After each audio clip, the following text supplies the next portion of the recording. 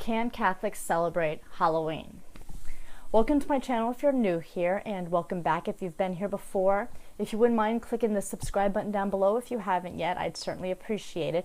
And if you'd like to see more of my videos, if you click the little bell on the subscribe button, YouTube will let you know when I have new videos up. So, the question is, and it seems to rage every year around this time, can Catholics celebrate Halloween? Well, if you look at it, Halloween is actually a contraction of the word All Hallows Eve. And All Hallows Eve means the vigil of, the eve of, a holy day, that being All Hallows Eve or All Saints Day, which is the day after Halloween. And All Saints Day was established in 609 by Pope Boniface IV. And he set it on May 13th, and it was celebrated in various areas of Europe, but it wasn't like a church-wide holiday yet. And after some time, Pope Gregory, he moved the date to November 1st from May. And then eventually, Pope Gregory the IV. So first you have Pope Gregory the III moving the date to November 1st. And then you have Pope Gregory the IV, who established it as a holy day of obligation. And the point of All Saints Day is that we celebrate all the saints, everyone who's made it into heaven. So during the liturgical year, there are various saints who have feast days on various days. But there are people that we know that they're in heaven, but they haven't been formally canonized by the church, and so therefore they don't have a feast day on the calendar. But they're still saints. And on All Saints Day, we celebrate them. We celebrate every person that's made it into heaven. That's why it's called All Saints Day. And so Halloween is the eve, the vigil day, the vigil evening to All Saints Day. And so commonly there'll be some possibly fasting. If you're a traditional Catholic, then you fast on All Hallows Eve, Halloween, and then All Saints Day is a feast day. And the day after that actually is All Souls Day, which remembers all the souls that are in purgatory. And so a lot of people kind of get this idea that All Hallows Eve is demonic or the devil's day or something like that. And it's not. Now, have some culture sort of twisted it and try to make it that? Yes. In fact, from the research I've done, in Ireland, they kind of brought their Celtic sort of celebration culture into what would be known as All Hallows Eve, except for it's not the same thing.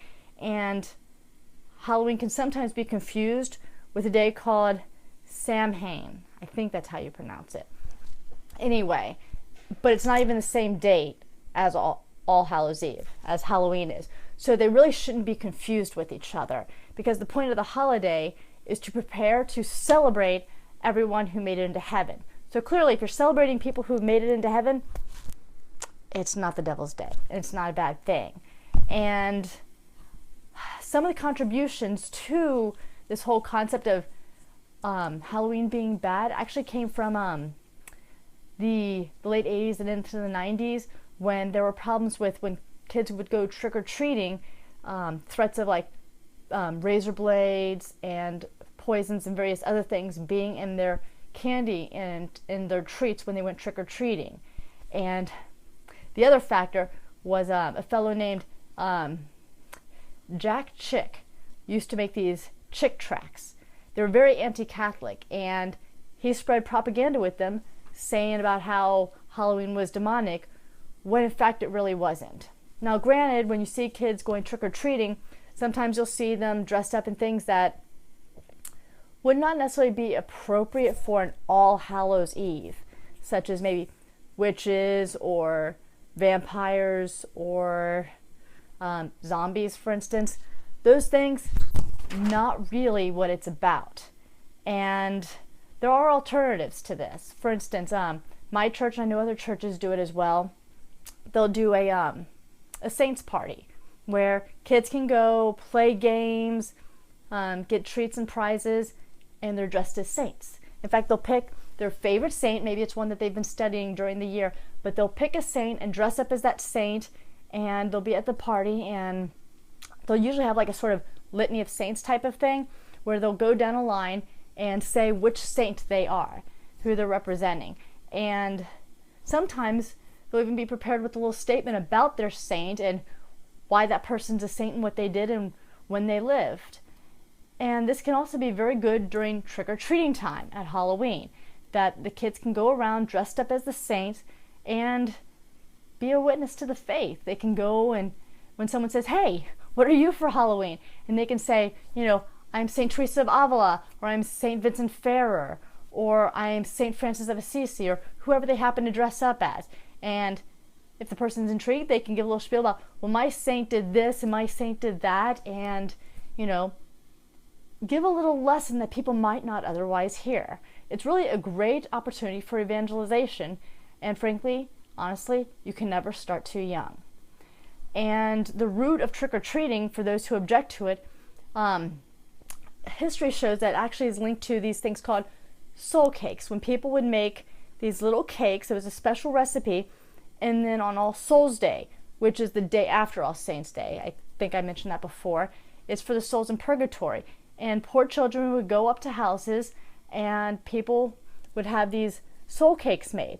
And the purpose of soul cake was to remember a particular individual who had passed on, and that, they weren't necessarily canonized a saint yet, and there was the possibility they were in purgatory.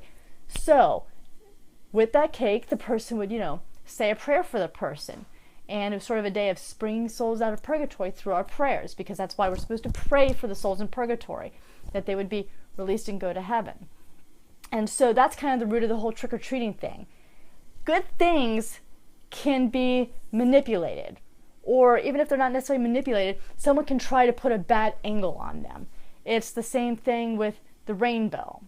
The rainbow was a representation of the covenant between God and Noah, but then people decided to go put a bad angle on it, and they didn't even do it right, frankly. And then there's Christmas and Christmas Eve, and a lot of propaganda out there trying to make Christmas a bad thing, and Santa. Santa has Catholic roots. He's St. Nicholas. Now, the Americanized version may not look so much like the original St. Nicholas, but that's not his fault, and it doesn't make it any less of a Catholic thing. What he did, he helped the poor, and that's sort of the purpose of St. Nicholas Day and the contribution that he made. So it's the same with Halloween. All Hallows Eve is a day to prepare for All Saints Day. It's a good thing. Trick-or-treating, not bad if you do it right. You can witness, the kids can go out and show their faith, or you can have a saints party with kids collecting together and talking about which saint they decide to dress up as, and having fun. The point is that anyone can take something really good and try to turn it bad, but it doesn't necessarily make that thing bad. It just makes the intentions of the person who's trying to manipulate it bad. And so, yes, Halloween is a very good thing, and it is a very Catholic thing. And just because there are those out there that might try to manipulate it in a wrong way, doesn't mean those who love it and celebrate it properly should stop celebrating it. In fact, that makes it time to be an even stronger witness and an opportunity to evangelize. So, happy All Hallows Eve, and happy All Saints Day, and then after that, happy All Souls Day. Thank you for watching, and if you haven't yet, please click subscribe, and I will see you in the next video.